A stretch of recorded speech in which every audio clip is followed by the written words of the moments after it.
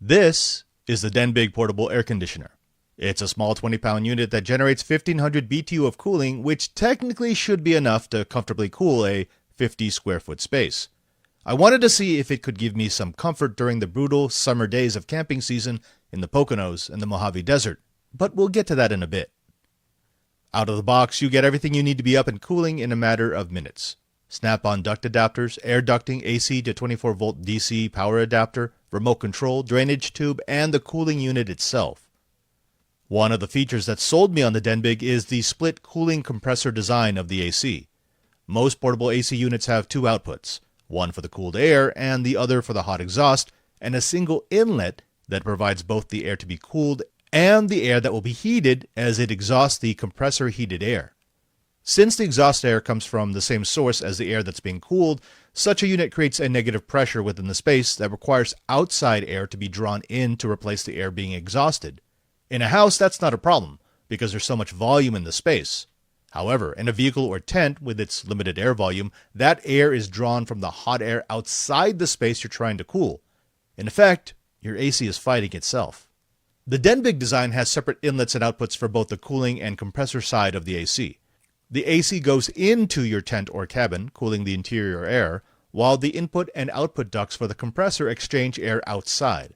In short, hot air stays outside, cool air stays inside. It's far more efficient than jury-rigging a single exhaust portable AC, which really matters when dealing with a small space.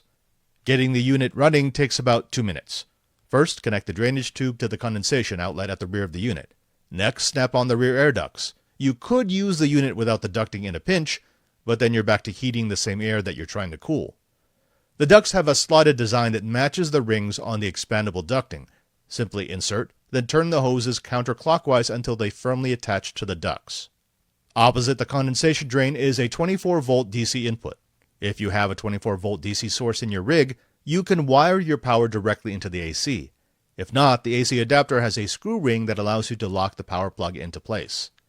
That's it. You're ready for cooling. After powering up the unit, you can use the controls at the front of the AC to control temperature and fan speed, or you can use the much more convenient remote. I'm impressed by how quiet the DENBIG is, even at full power. With the compressor running, the total sound emitted is about on par with a box fan at low speed. At full throttle, the AC draws a maximum of 250 watts, but that drops to 15 or so when the compressor isn't running and the fan is turned down. The front of the unit has an air deflector that can direct the flow of cooled air, but I much prefer to use the included snapped-on duct and air hose, as it allows me to direct the cooled air exactly where I needed cooling. And that brings us to the pressing question, how does it work? Well, that depends. I tested it while camping in Missouri, where the air was hot and moist. It quickly became obvious that it had no chance of cooling the entire tent. The heat was coming through the fabric faster than the AC could cool. But by using the air duct, I was able to spot cool the area where I was seated, which made a huge difference in my comfort during the hottest part of the day. I also tested while camping in the Mojave Desert. Again, no chance of cooling the entire tent, but it was absolutely marvelous in cooling the cabin of my vehicle at night, giving me a good night of rest while draining about 1.5 kilowatt hours from my battery. I should mention that where I was camping in the Poconos, there was so much moisture in the air that there was condensation everywhere, requiring me to create a drainage basin. But in the Mojave Desert and the California coast, the integrated drainage was able to handle the condensation with no leaks. Bottom line, this is a competent, compact cooling unit that is perfect for vehicles with more than 3 kilowatt hours of battery storage or those who are camping with electric hookups. When I originally purchased the DENBIG Portable Tent AC, it was priced at $540. At that price, with the condensation issue and the BTU rating that was enough for spot cooling but not for daytime tenting, it was difficult to justify. But with the price drop to $400, this is firmly in the buy column.